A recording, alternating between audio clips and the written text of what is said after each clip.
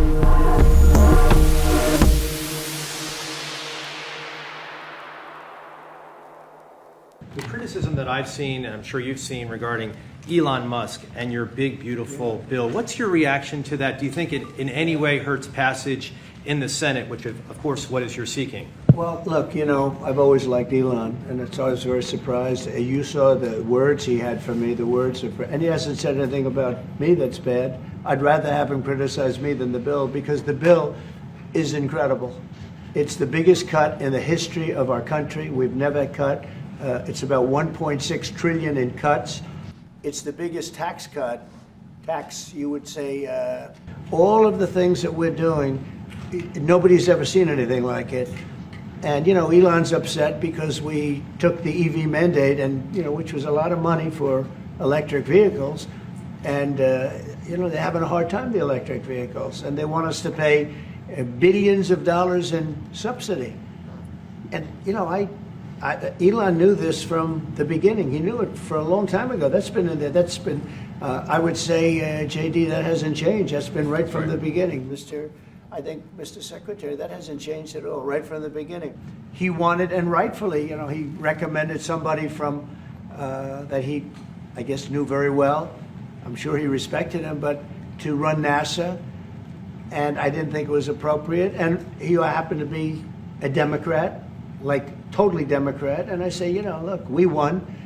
We get certain privileges, and one of the privileges, we don't have to appoint a Democrat. NASA is very important. We have great people. Look, Elon and I had a great relationship. I don't know if we're well anymore. I was surprised because you were here. Everybody in this room practically was here as we had a wonderful send-off. He said wonderful things about me. You couldn't have nicer. Said the best things. He's worn the hat. Trump was right about everything. And I am right about the great, big, beautiful bill. We call it a great, big, beautiful bill because that's what it is. And again, biggest tax cuts in history, biggest economic development moves anywhere. But I'm very disappointed because Elon knew the inner workings of this bill better than almost anybody sitting here, better than you people. He knew everything about it. He had no problem with it. All of a sudden he had a problem. And he only developed the problem when he found out that we're going to have to cut the EV mandate, because that's billions and billions of dollars. And it really is unfair. We want to have cars of all types. Electric, we want to have electric, but we want to have a gasoline, combustion. We want to have different. We want to have hybrids. We want to have we want to be able to sell everything. And when that was cut, and Congress wanted to cut it, and if you saw the statements he made about me, which I'm sure you can get very easily, it's very fresh on tape. He said the most beautiful things about me. And he hasn't said bad about me personally, but I'm sure that'll be next. But I'm very disappointed in Elon. I've helped Elon a lot. Mr. President, I just want to clarify, did he raise any of these concerns with you privately before he raised them publicly? And this is the guy you put in charge of cutting spending.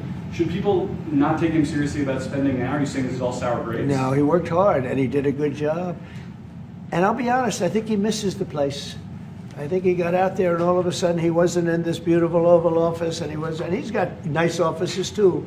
But there's something about this one. I was telling the Chancellor, this is where it is. People come in here, even from Germany. They come in and they walk into the Oval Office, and it's just a special place. It's, you know, World War I, it started and it ended here, and World War II, and a lot of good things are happening in this room.